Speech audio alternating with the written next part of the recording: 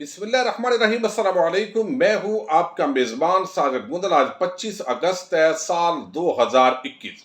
ख्वाजा आसफ ने बिल आखिर मरियम नवाज को खरी खरी सुनाई है। इस हवाले से आम डिटेल है जो आपके सामने रखूंगा। जस्टिस रिटायर्ड इफ्तिखार चौधरी के अरब पति समधी की मैयत निशान इबरत बन गई है। मुतासरीन का क्यों एहतजाज हुआ और पुलिस की सिक्योरिटी के अंदर उस मैयत की तदफीन हुई, इस पर हम आज तफसील के साथ बात करेंगे। और मैं समझता हूं कि ये वीडियो इंतहाई अहमियत की अमल है। आखिर तक समाप्त कीजिए और अपने फीडबैक से जरूर आगाह कीजिएगा। हमने गुज़श्ता रोज जुनैद सफदर की शादी का जिक्र किया कि अगरचे वहां पर महफिल मौसीकी हुई, दूल्हे मियाँ खुद भी किस तरीके से वहां पर सिंगिंग कर रहे थे, ये सारी चीजें तो सामने आ चुकी हैं। लेकिन इससे भी बड़ी हैरानकुन बात यह है कि इससे कबल जितना भी तबका मलामतिया के सहाफी थे वो पीटीआई के वर्कर्स को बदतमीज और क्या क्या अलकाबात देते थे, सिर्फ इसलिए कि चूंकि वजीर आजम इमरान खान उनकी हौसला अफजाई करते हैं और वो कहते हैं बिल्कुल छा जाओ और आप इस तरीके से बदतमीजी किया करो। ये इल्जाम वजीफा खोर सहाफी लगाते थे। लेकिन नवाज शरीफ ने अपने गुल्लू बटों को बाकायदा शाबाश दी, अप्रिशिएट किया। वो लोग जो चंद वहां पर एहतजाज के लिए आए थे उनको जिस तरह लाते गौंसे मारे गए और वहां से उनकी तदलील की गई, खवातीन के हवाले से जो तज़यीक अमेज और गालम गलोच के अल्फाज इस्तेमाल किए गए, उन सारे जो अल्फाज हैं उनको इंडोर्स किया है नवाज शरीफ ने।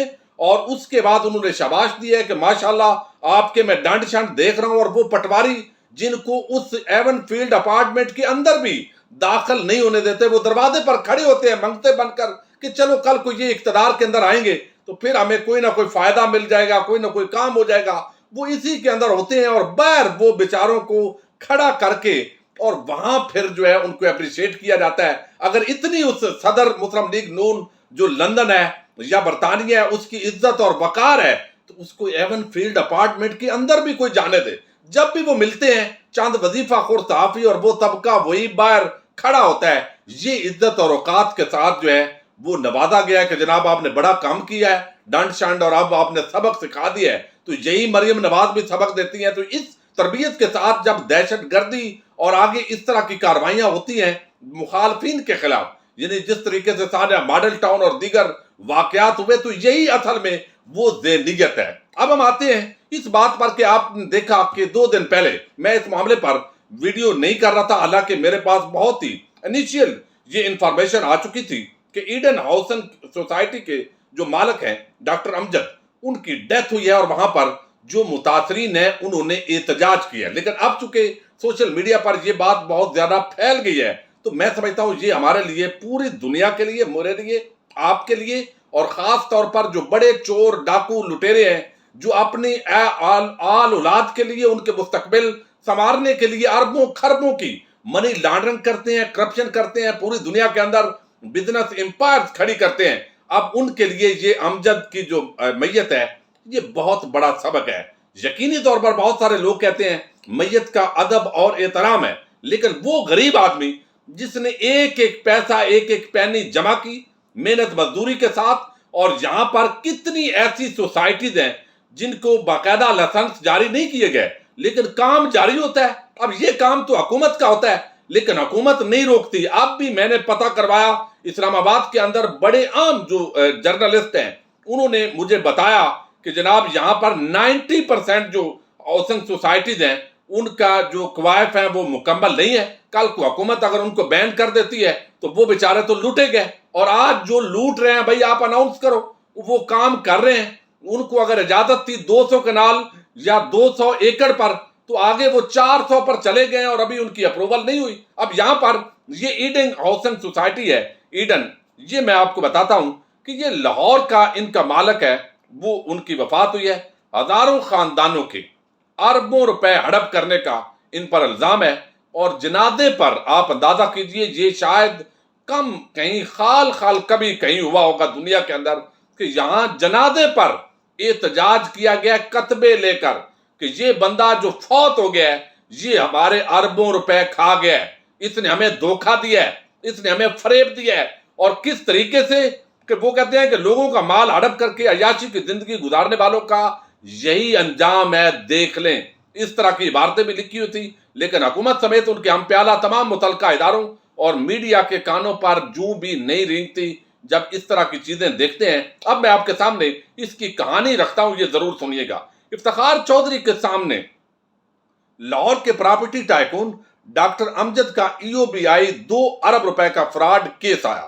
اب یہ جو رپورٹڈلی میں آپ کے سامنے رکھ رہا ہوں، آج تک EOBI کے پیسے واپس نہیں ہوئے۔ کیس کے دوران ہی افتخار چودھری کی بیٹی کی شادی ڈاکٹر امجد کے بیٹے سے ہوگی، یعنی وہی سپریم کورٹ کے اندر وہ کیسز چل رہے ہیں، اور دیکھا ہے کہ یہ انڈر ٹرائل آدمی ہے، کرپشن کا الزام ہے، سارتا پاک کرپشن کے اندر پورا ان کا نیٹ ورک ڈوبا ہوا ہے۔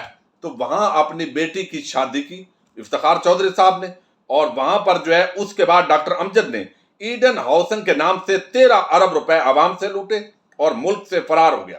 چیئرمین نیب نے ڈاکٹر امجد اور مرتضیٰ امجد جو داماد ہے جسٹس ریٹائرڈ افتخار چودھری کا، اس کے وارنٹ جاری کیے، اور انٹرپول نے دبئی میں مرتضیٰ امجد کو گرفتار کر لیا۔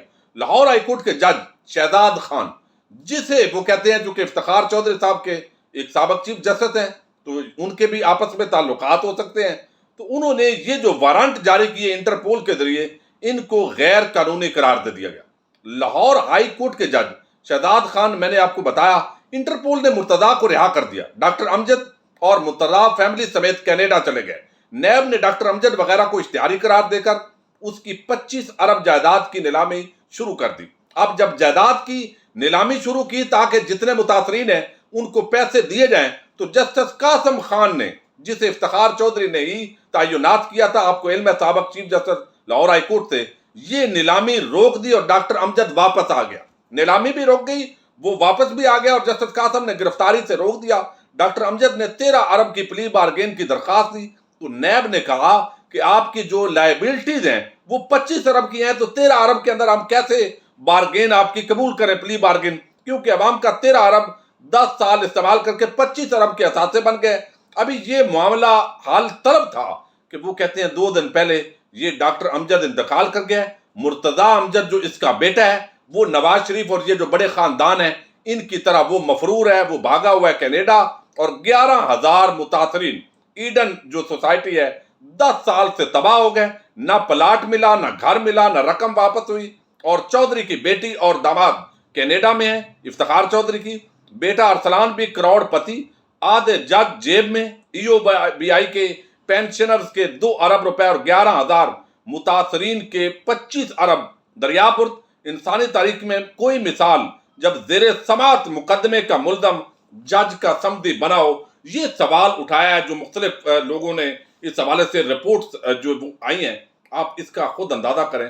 اب اس بندے نے بے شک اربوں کما لیے، اور اللہ تعالیٰ اس کے جو معاملات ہیں وہ ہلکے فرمائے، اور پیچھے جو لواحقین ہیں وہ فوری طور پر جو ہے وہ تمام لوگوں کے جو حقوق ہیں وہ واپس کریں اور ان سے معافی مانگے، کیونکہ کوئی بندہ بھی یہاں دنیا سے جب جاتا ہے تو دونوں ہاتھ خالی ہوتے ہیں۔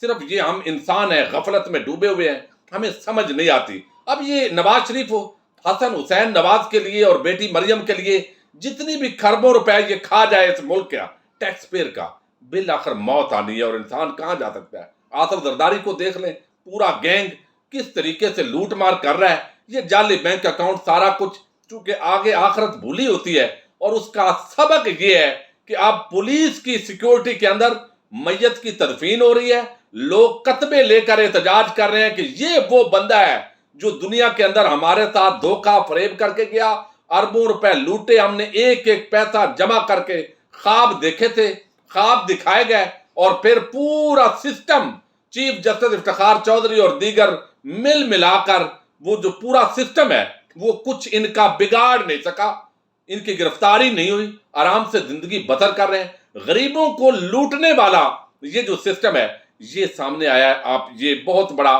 سبق ہے زرداری شریف مافیا سمیت میرے اور آپ سب لوگوں کے لیے۔ دوسری طرف ایک بڑی عام نیوز اور اس کا تعلق ہے خواجہ آصف کے ساتھ۔ خواجہ آصف، آپ کو علم ہے، جب نیب نے گرفتار کیے تو اس کے بعد وہ کہیں بھی آپ کو نظر نہیں آ رہے، کسی میٹنگ میں نظر نہیں آ رہے، کہیں پریس کانفرنس کے اندر، حالانکہ یہ مرکزی رہنما تھے اور اس وقت انچارج تھے جب نواز شریف بیرون ملک گئے، اور یہاں پر جو دوبارہ ایکسٹینشن ہوئی چیف آف آرمی سٹاف کی۔ اب یہاں پر جو ہے وہ اس کی وجہ کیا ہے؟ ایک تو دونوں گروپ، شہباز شریف گروپ اور نواز شریف گروپ، یعنی مریم گروپ، دونوں کہیں ان کی عیادت کے لیے نہیں گئے، وہ بیمار رہے ہاسپٹل کے اندر، پھر وہ نیب کی کسٹڈی کے اندر جیل میں رہے، انہوں نے ملاقات نہیں کی، چونکہ انہوں نے یہ شک و شبہ کا اظہار کیا کہ شاید خواجہ آصف جو ہے وہ ہمارے اندر اسٹیبلشمنٹ کا آدمی ہے، اور یہ آرمی چیف کو اس نے الیکشن والے رات بھی کال کر دی تھی، تو یہ ہمارے اوپر شاید ڈبل ایجنٹ اور اس طرح کی بات چیت چل رہی ہے۔ اب ان حالات کے اندر وہ جیل سے باہر آیا، بیمار بھی آپ نے دیکھا، نہ کوئی شہباز شریف اور نہ ہی مریم نواز ان کو ملنے نہیں گئی۔ اب ان کا سافٹ ویئر بھی جو ہے، شاید یہ بھی اطلاعات ہے ان کو کہ ان کا سافٹ ویئر اپ ڈیٹ ہو گیا ہے، تو اس لیے وہ کچھ سیانی باتیں کرنا شروع ہو گئے۔ میں آپ کے سامنے رکھتا ہوں، یہ بڑا میسج ہے۔ ایک طرف مریم نواز اور نواز شریف اسٹیبلشمنٹ فوج پر روز الزامات لگاتے ہیں، جو کرتے ہیں یہ کرتے ہیں، ہماری جنگ جو ہے اس آرمی چیف سے، جنرل فیض سے ہے، آپ نے یہ دھاندلی کی، یہ بندہ نواز جو ہے وہ مسلط کیا، ہمیں آپ نے باہر نکالا۔ تو اب یہ ساری چیز کھل کر خواجہ آصف نے بیان کی اور مریم نواز کو ایک بڑا زبردست میسج دیا ہے، اور اس نے یہ کہا ہے اور یہ بھی میسج دیا ہے کہ نہ میں شہباز شریف گروپ کے ساتھ ہوں اور نہ مریم نواز گروپ کے ساتھ ہوں۔ تو اب وہ خاموشی ہے ان کی۔ اب وہ کہتے ہیں خواجہ آصف کہ اسٹیبلشمنٹ کو دعوت گناہ ہمیشہ سیاستدانوں نے دی ہے۔ یہ کہنا کہ یہ فوج یا اسٹیبلشمنٹ، یہ جو آرمی چیف ہوتے ہیں، ان کا قصور ہوتا ہے، ہم نے ہمیشہ جو سیاستدان ہے وہ ان کے ہاتھوں کا کھلونا بنے۔ اب یہ دیکھیے، سافٹ ویئر اپ ڈیٹ ہو تو کچھ بندہ سچ بولنا شروع ہو جاتا ہے، اس لیے صرف ان کو مورد الزام ٹھہرانا یہ درست نہیں ہے۔ اگر سیاستدان آئینی حدود میں رہتے ہوئے اسٹیبلشمنٹ کا ساتھ دینا بند کر دیں تو سیاست میں ان کا کردار خود بخود ختم ہو جائے گا۔ انہوں نے کہا کہ ملک میں آئین کی حکمرانی اور لوگوں کی رائے کا احترام ہونا چاہیے۔ ہمارا ووٹ کو عزت دو کا نعرے کا مطلب صاف شفاف الیکشن تھا۔ خواجہ آصف نے کہا کہ اسٹیبلشمنٹ کو جو رول آئین نے تفویض کیا ہے وہ وہی ادا کرے، اور اس رول کو احترام کی نظر سے دیکھتا ہوں۔ خواجہ آصف نے کہا کہ جنہوں نے ملک کے لیے قربانیاں دی تھی وہ دنیا سے چلے گئے، جبکہ ہم اپنے گروہی اور ذاتی مفادات کی لڑائی لڑ رہے ہیں، ملک کے لیے کوئی نہیں لڑ رہا۔ اب دیکھیے، نون لیگ کا بندہ ہو اور خود وہ مانے کہ نون لیگ بھی اور کوئی بھی ملک کے لیے نہیں لڑ رہا ان سیاسی جماعتوں سے، تو یہ بہت بڑا اعتراف ہے۔ اور بظاہر جو بڑا نواز شریف، مریم نواز اور یہ سارے کر رہے تھے، انہوں نے کہا کہ پارٹی میں دو قسم کی سوچ ہے، لیکن میں کسی بھی ایک سوچ کے ساتھ نہیں ہوں، یعنی میں دونوں سے اختلاف رکھتا ہوں، اور اختلاف یہی ہے کہ نہ آپ آئین کی حکمرانی کے لیے جدوجہد کریں۔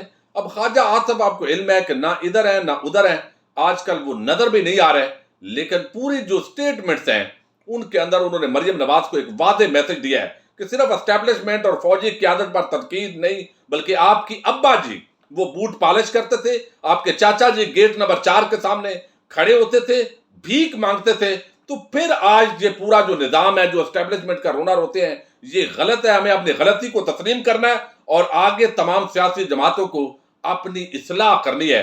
تو مفتاح اسماعیل کے استعفے کے بعد کہیں اگلا خواجہ آصف جو ہے وہ زیر عتاب تو نہیں آئے گا، یہ اس وقت بہت عام ڈسکشن ہو رہی ہے، چونکہ عام میٹنگز کے اندر ان کو بلایا نہیں جا رہا، کہیں پر ان کی گفتگو اور سنوائی نہیں ہو رہی۔ یہ چیزیں جو سیالکوٹ کے مقامی جو ان کے حلقے ہیں وہ اس حوالے سے چہ مغویاں جاری ہیں۔ بہرحال جو بھی لیٹسٹ اپڈیٹ ہوگی اس پر بات کرتے رہیں گے۔ اپنے میزبان ساجد گندر کو نیکسٹ ویڈیو تک کے لیے اجازت دیجیے۔ اللہ حافظ۔